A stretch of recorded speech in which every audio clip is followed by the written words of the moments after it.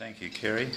You said a warm welcome, but I'd have to say as I walked up Grey Street today, I thought we're not quite at summer with the cold wind that was still blowing.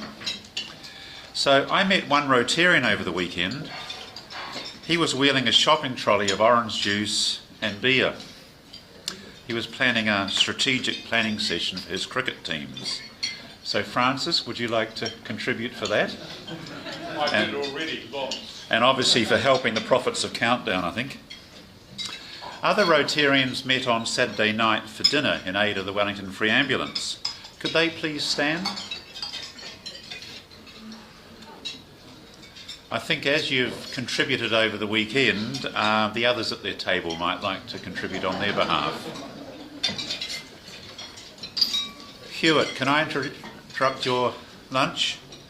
I thought I'd gone back in time this morning when I turned on the radio. I thought it was Saturday morning and I'd slept in hearing Kim Hill's voice. So, thank you. I've had an expensive time with health professionals since I came back from holiday in Europe and visiting the grandchildren. I've been to the dentist, the periodontist, the optician, the skin specialist, all in preparation for summer. We don't have many health professionals in our club, and Kerry's skills are probably not much use to me, so I won't find her. But for those of you who haven't been to the doctor in the last 12 months, I think you should all contribute. Some of you will remember my optician reminded me that I'd been going there since 1991, and in that time I was visiting Keith Mills, who was a long-standing member of our club. So some of you will remember him, and if you'd like to contribute in his memory. Summertime and the clocks change. If you didn't change the batteries in your smoke alarm, I think you probably should contribute now, because if anything goes wrong, you might not be able to. The flag debate. Who likes the red peak option?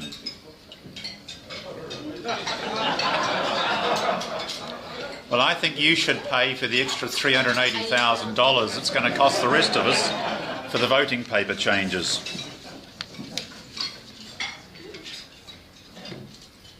We're going to have a talk from John Preble, and I had thought Derek Gill on the schooled migrants. Who can tell me when the program first started?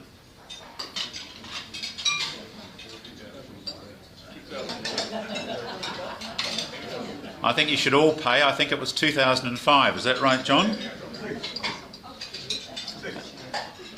And how many people have been through the program? Other than lots? Over 200. And John, I think you should pay for daughter Antonia's starring role in a new Aussie series Winter as the policewoman.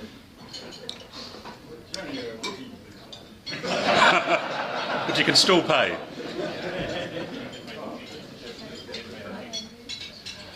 I also did a bit of looking at solo parent families, because we're going to receive an address today from Richard on buddy mentoring.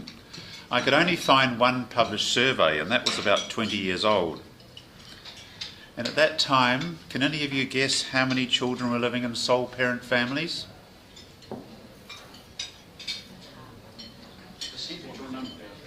Rough number. 8%.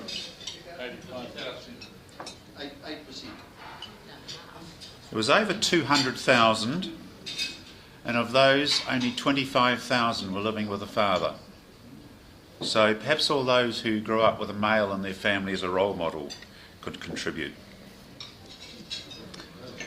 The Rugby World Cup, and I can see all the ladies frowning and groaning.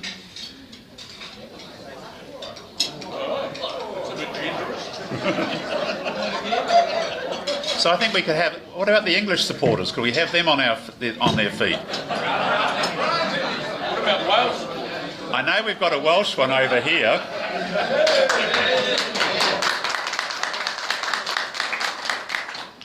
So I think money in the plate from all those who are ecstatic about the results from Japan and Wales.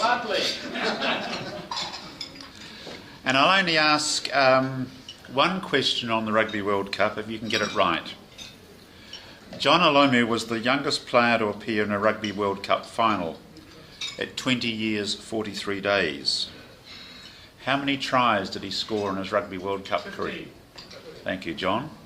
The rest of you can pay. Right. I'm just about to... Very quickly. An old priest lay dying. He sent a message for his tax accountant and his lawyer to come to the hospital. So perhaps all the accountants and the lawyers could stand. And Jeff Eads, are you still working at the Inland Revenue? When they arrived, they were ushered up to his room, and as they entered the room, the priest held out his hands and motioned for them to sit on each side of the bed. The priest grasped their hands, sighed contentedly, smiled and stared at the ceiling. For a time, no one said anything. Both the tax accountant and the lawyer were touched and flattered that the old man should ask them to be with him during his final moments. However, they were puzzled because the priest had never given any indication that he particularly liked either of them. Finally, the lawyer, of course, had to ask, "Father, why did you ask the two of us to come here?" The old priest mustered all his strength and whispered weakly, "Jesus died between two thieves, and I'd like to do the same." So I think you should pay.